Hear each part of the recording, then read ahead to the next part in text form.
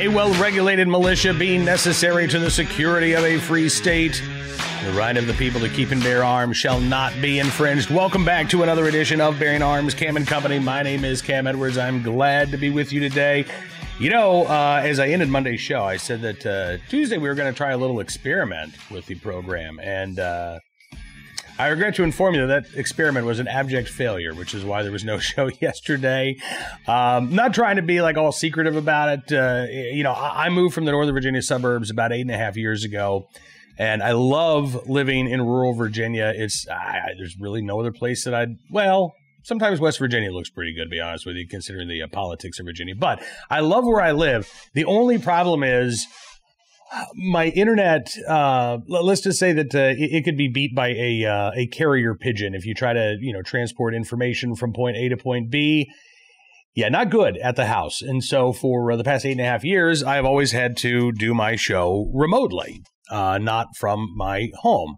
Well, we upgraded our internet about a week ago, and I decided that yesterday was going to be the day. We were going to try to do a show from the house, see if we could do it, and never even got to the point where the internet factored in. Yeah, I had some other technical issues, so I'm going to spend this weekend trying this again, and we're gonna see if we can get this worked out. But in the meantime, I am glad to be back with you today. It is good to be here. Coming up on the program, we do have our Armed Citizen Story of the Day, our Recidivist Report, as well as our Good Deed of the Day. But I want to focus on something actually outside of the world of the Second Amendment today.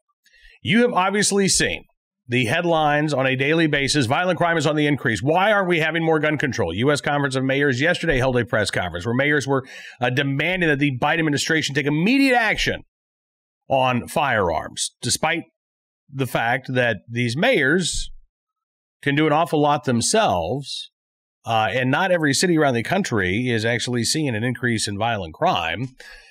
These mayors are focusing like a laser on firearms and gun-related crimes, when the issue is much bigger and broader than simply violent crimes in which firearms are used. We are seeing a number of categories of crimes increase across the country, and I believe the media, first of all, is not paying a whole lot of attention to some of these crime categories.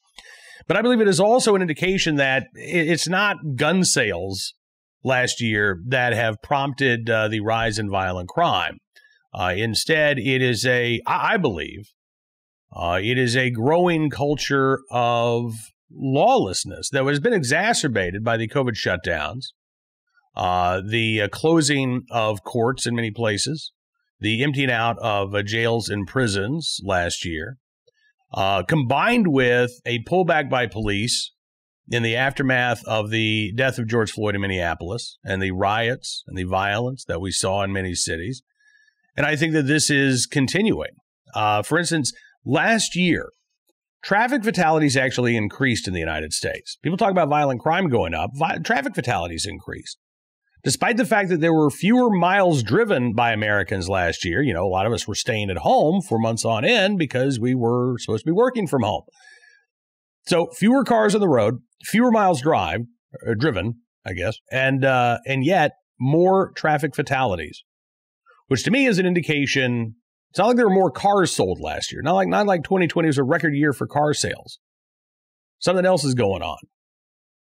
And we can look at drug overdose deaths as well to see that the issue with rising crime is not confined merely to violent acts in which a firearm is used. Take a look at this headline from San Francisco. Fentanyl has changed the whole landscape. San Francisco faces worst drug epidemic ever. So far in San Francisco, there have been more than 250 drug overdose deaths between the months of January and April of this year. They are on pace for about 700 overdose deaths in the city of San Francisco this year. That is far higher than what we have seen in recent years. The San Francisco Chronicle, writing about, excuse me, this was sfgate.com, writing about this earlier in the week, highlighting the issues in the city. They say amid a drug epidemic fueled by fentanyl, 2021 is on track to be a record-breaking year for overdose deaths in San Francisco. 252 people dead from overdoses in San Francisco alone between January through April of this year. 182 of those drug overdose deaths involved fentanyl. In the same time frame last year, 181 people died from overdoses. You've got counselors in San Francisco who are saying, look, you can't leave your home without being accosted by somebody wanting to sell you drugs right now. It's that bad. I mean, again, these are city supervisors in San Francisco. These are folks who are supposed to be, proclaiming how great the city is. And they're saying, I can't leave my house without being propositioned by somebody wanting to sell me drugs. Not just San Francisco. In the Washington, D.C. area, Washington Post reported, this was about 2 weeks ago. Fatal opioid overdoses increased 46% in Washington, D.C. in 2020, despite a pre-pandemic pledge by D.C. Mayor Muriel Bowser to cut opioid deaths in half between late 2018 and the fall of last year. Virginia, the deadliest year ever for opioid-related fatalities, with a 47% increase in 2020 compared to 2019. Maryland saw a nearly 19% jump in fatal overdoses involving opioids, according to preliminary data, with increases of 54, let's go ahead and round it up, 55% in Prince George's County, a D.C. suburb, an increase of 25% in Montgomery County, another D.C. suburb, and the problem is even worse in Baltimore, where over 800 overdose deaths were recorded in the city last year. 411 fatal drug overdoses, just opioid drug overdoses in Washington, D.C. in 2020, compared to 281 in 2019. In Ward 8, which is the city's poorest section, 74 drug overdose deaths in 2020 compared to 59 in 2019. Now, the Washington Post says the data illustrates the failure of a key component of the district's Live Long DC program. Launched in late 2018 after a Washington Post investigation found the city was slow to respond to an overdose crisis that primarily affected black men. In announcing the program, Bowser said the district would use a federal grant and other resources to significantly expand treatment, tracking, and education in the hopes of cutting overdose deaths in half within 21 months. I would argue that, look, maybe that city program failed.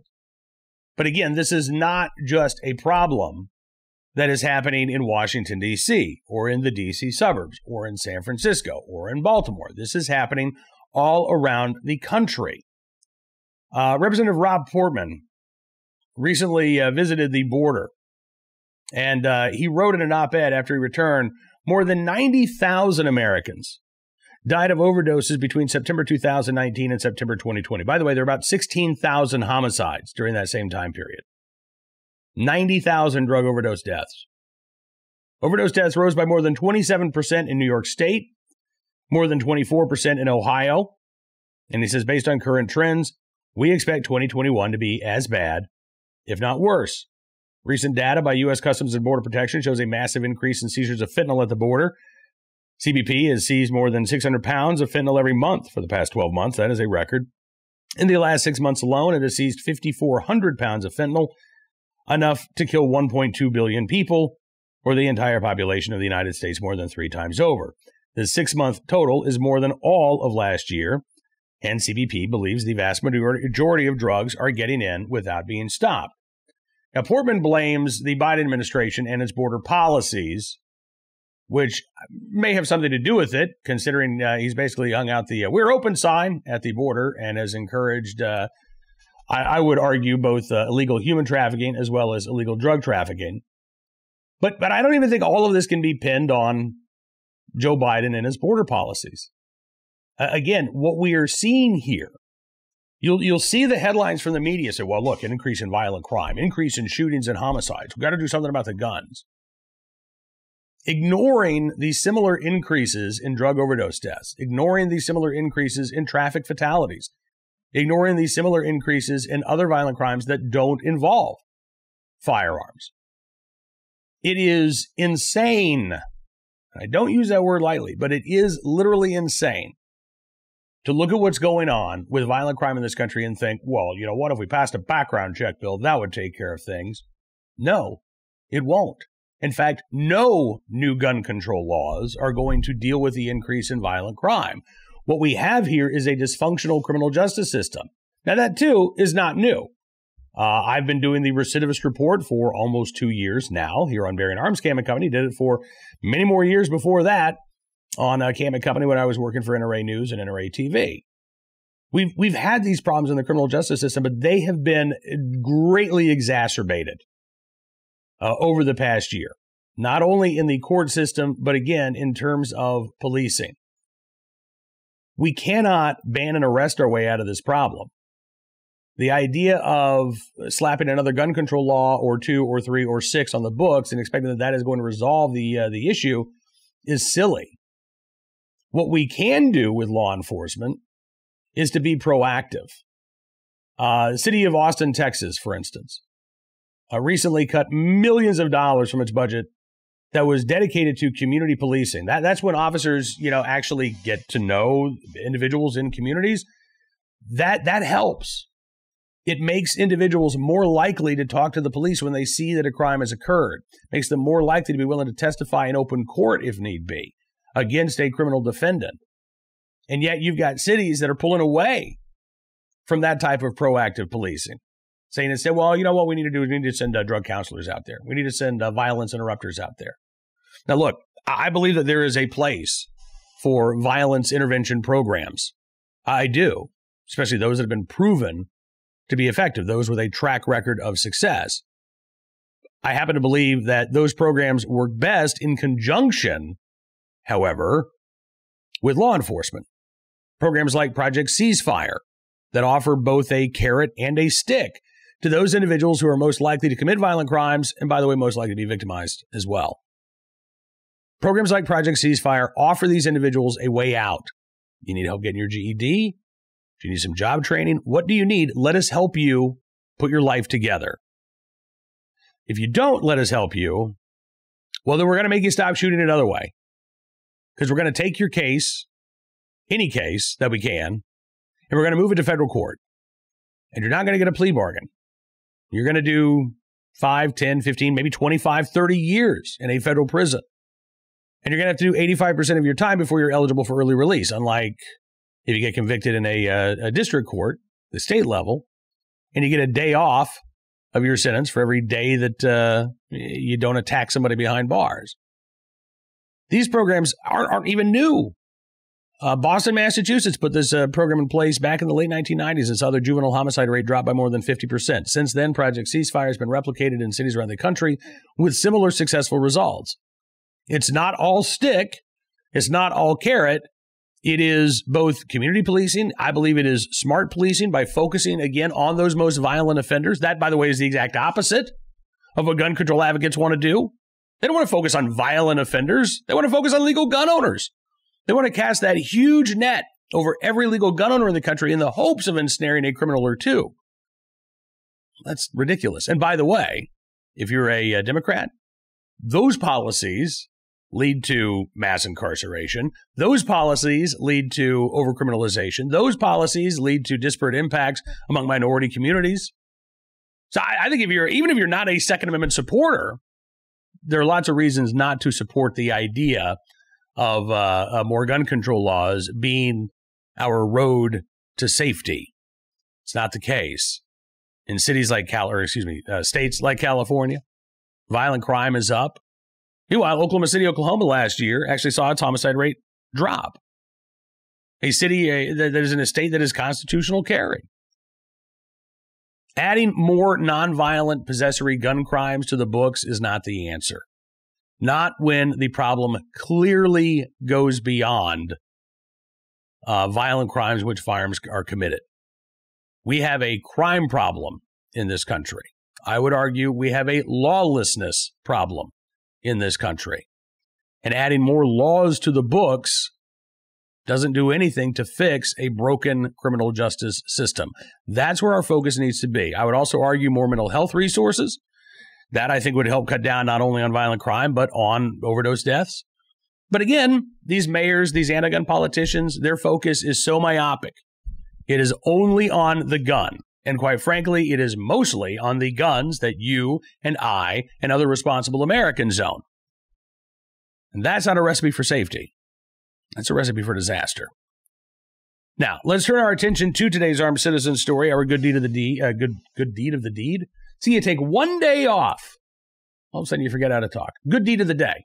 And our recidivist report. We will start there, as a matter of fact, with a story out of Missouri, Cole County, where, there's the headline. Man sentenced to probation after shooting at a murder victim's funeral. That's right. A Jefferson City man, Pierre Starks, arrested in December of 2019, after reports of multiple shots fired at a church in Jefferson City, Missouri. Over the next 90 days, Starks said that during an interview, he admitted to the shooting. Said he told officers that he fired 2 times to break up a fight. Okay. Well, as a result, Pierre Starks, shooting at a funeral, 2 years, unsupervised probation. Yeah. In the next 90 days, he must complete 50 hours of community service as well. So, what's that? About a half hour a day? Should be easy enough to do. Now, look, I understand that Starks didn't hit anybody. Understand that Starks said he was trying to break up a fight by firing those gunshots. He was convicted of unlawful use of a weapon, however. Same charge, by the way, that Mark and Patricia McCloskey are facing for not pulling the trigger of the inoperable firearms that they displayed as protesters were marching through their gated community on the way to protest outside of the mayor of St. Louis's house last summer. Yeah. Unlawful use of a weapon and a 2-year probationary sentence there for Pierre Starks. Our armed citizen story of the day from California, believe it or not. And I've actually got another armed citizen story from California at BarronArms.com. A woman in Oakland, California, defending herself against a carjacking. A story that has received little local media attention and virtually no national press whatsoever. I find kind of astounding given the scarcity of concealed carry licensees in the Bay Area and the fact that, this is a woman who was able to protect herself against a carjacking in a city where carjackings have doubled over the past year. I would have figured that would have gotten more press attention, but I guess the armed citizen component of that story has relegated it to the back pages of the local newspaper. But down in Long Beach, California, police say a gunfight killed a 17-year-old Long Beach robber. No, it wasn't the gunfight. It was an armed citizen. Cops say the shooting was okay, defending the robbery victim. This is from My News LA. And the incident happened last month. Officers arrived on the scene back on May 28th and found 17-year-old Guillermo Mayorga III of Riverdale, Georgia. It's a long way away from Long Beach, California. But Mayorga was there in a hotel parking lot on May 28th, pronounced dead at the scene. Mayorga had an unidentified accomplice who was also wounded by the gunfire. The robbery victim, described as a male, found in a hotel room with a gunshot wound to his upper body. Police took him to a local hospital with stable vital signs. Preliminary investigation revealed that Mayorga attacked his victim in the parking lot while his accomplice joined in the robbery. Mayorga fired multiple rounds from a handgun, striking the robbery victim, as well as Mayorga's own accomplice, who then fled on foot. The fight continued between Mayorga and the robbery victim until a third person, described only as a man, became involved and then shot Mayorga. That man then fled the scene. Not because he wanted to get away from police, but because he wanted to get away from the attack. He turned himself into Long Beach Police Department about 3 p.m. The next day, interviewed by detectives. And investigators determined that the man's actions were in defense of the original robbery victim, which police said was corroborated by supporting evidence as well as video surveillance footage. The man was not arrested. Detectives plan to present the facts of the case to the L.A. District Attorney's Office once their investigation is complete. Now, the one thing we don't know is whether or not that individual in Long Beach, California, possessed a valid carry permit in the state of California. You know, California has this may issue system where the average citizen in many counties cannot obtain a concealed carry license because self-defense isn't seen as a valid reason to carry. So as a result, in a lot of coastal counties like LA, the number of concealed carry licenses is almost zero. I think in LA County, you're looking at less than 500 concealed carry licenses in a county of, 10 million people? The Bay Area of San Francisco, San Jose, Oakland, just as bad. You get out into the more rural counties, and even sort of, the Bakersfield area, things of that nature. The attitude among sheriffs generally changes, and self-defense is seen as a valid reason to obtain a concealed carry license, and those folks have basically a de facto shall issue policy. Well, again, that's not the case in LA County. So I am curious to see if that individual lawfully was carrying that firearm, and frankly, whether or not it makes a difference. What will the LA DA's office do if this guy was not in possession of a valid carry permit from the state of California? Will they charge him with illegally carrying a gun, even though he acted in defense of another? Probably is the answer. But we'll keep our eyes on this story, bring you any more details as they become available. And finally today, our good deed of the day from Miami, Florida, where Good Samaritans jumped in to stop an elderly woman from being the victim of a purse snatching or a backpack snatching. This was over the weekend. It's from Local 10 in Miami. Police said the 74-year-old woman, who was a cancer patient, by the way, was sitting on a concrete bench when she was approached by the suspect, 46-year-old Eric Gospodarek, I believe is how you pronounce this guy's name. The victim told police that Gospodarek claimed, "That's my bag," and then tried to grab the victim's backpack away from her. According to the police report, Gospodarek then pushed the 74-year-old woman backwards into bushes and began punching her in the shoulder with a closed fist as she continued holding on to her backpack. At this point, several witnesses and passerby saw what was happening, and they intervened, helping the victim, calling the police. Police say the victim did not have any visible injuries. She refused medical attention. Multiple witnesses corroborated the victim's story, and Gospodarek taken into custody. At first, by the way, police say that Gospodarek gave them an assumed name and a fake social security number, but they eventually figured out who he is. Now he's facing charges of attempted strong-arm robbery, battery on a person 65 or older, as well as providing police with a false name after an arrest. I am really glad to see that armed citizens jumped in and did not allow this attack on a 74-year-old cancer patient to continue. So for all of those individuals in the right place, at the right time, willing and able to do the right thing, we thank you for your very good deed. Now, that is all the time we've got for you on this edition of Bearing Arms Cam & Company. I want to thank you for being a part of the program. As always, we will be back tomorrow. We're not going to do any more experiments, I promise. We're going to save that for the weekend. We will be back tomorrow with more of the latest Second Amendment news and information from all across the nation. And don't forget, by the way, you can become a VIP member of BearingArms.com.